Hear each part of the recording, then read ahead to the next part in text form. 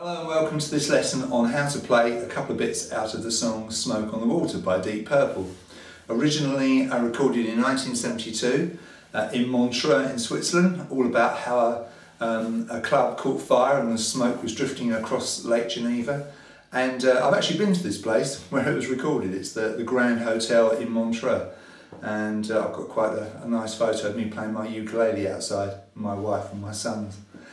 Anyway, the riff, the main riff, this is the riff that everyone plays in the music shop when they're trying out an electric guitar. In some shops it's actually banned. The riff goes like this, very famous riff, probably the most famous electric guitar riff.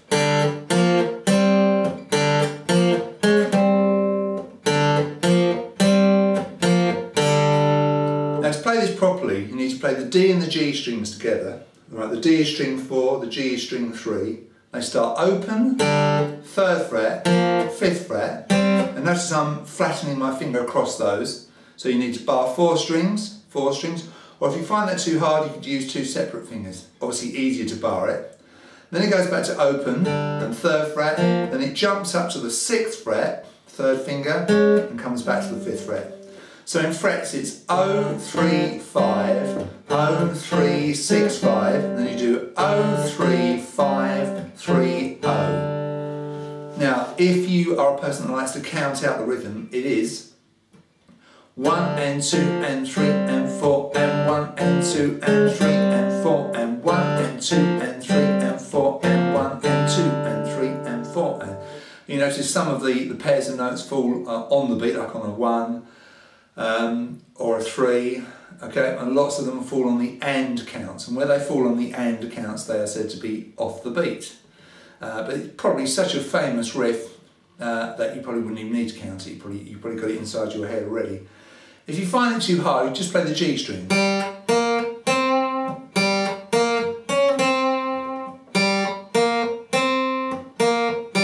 All downstrokes of the plectrum, lean on the bridge, and fingers are used like this: finger 1, 3rd fret, finger 3, 5th fret, and finger 3 up on the 6th fret.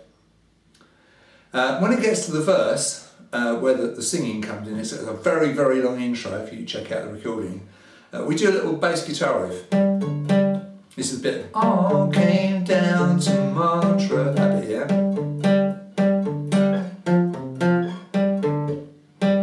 Now we shift over to the D and the A strings. 3rd finger on the D, 2nd finger on the A. In frets it's 5, 5, it's all 5th fret. So we play D, A, D, D, A, D, D, A, D, D, A, D, D, A, D 5 times, D, A, D, or DAD as I like to call it.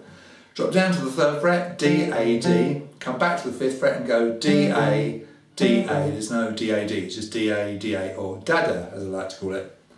Plectrum hand on the bridge or leaning on the 6th string, and I like to palm mute it. So to palm mute it, you obviously do need your hand on the bridge. Get a nice little chunky, muffly sound. That's how I don't keep the fingers down all the time. I kind of bounce them. When I was young, I always thought you had to strum chords all the time, but actually sometimes it's just nice to play single strings. Imagine with drums and bass and organ and vocals on that, it's perfectly adequate. So the verse pattern is, timing wise, 1 and 2, 3 and 4, 1 and 2, 3 and 4, 1 and 2, 3 and 4, 1 and 2 and 3 and 4. And if you look up, you'll see the counting at the top of that bit. That's the verse.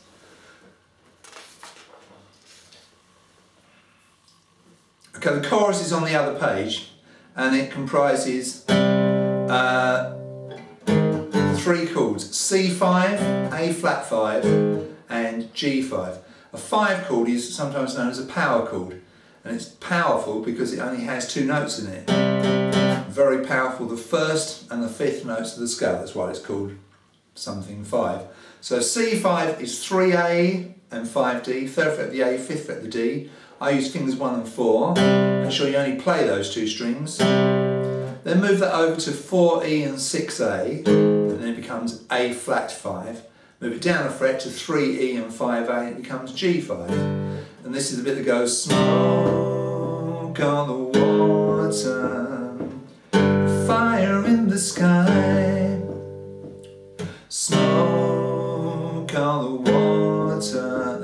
arpeggio. Now, again, a glorious example of where less is more. You don't need to be sort of strumming the chords. Just that single power chord with a bit of distortion on it. It will last, it will ring on, it sounds really impressive. As I say, these are power chords. Bit of a stretch for young fingers. I would maybe suggest finger 1 on the lower pitch string, finger 4 on the higher pitch string. Don't worry too much about the chords for the solo. If you want to try them, they're there. You've got G minor, you've got C minor, you've got C, you've got F. But I'm not going to worry too much about that. Basically, we're going to be concentrating on the main riff.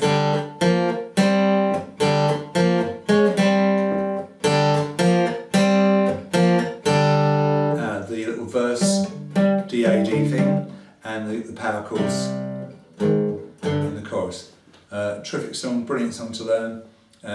It's quite corny, I suppose, but everyone should learn this. It's really good fun to play. Hope you enjoyed that.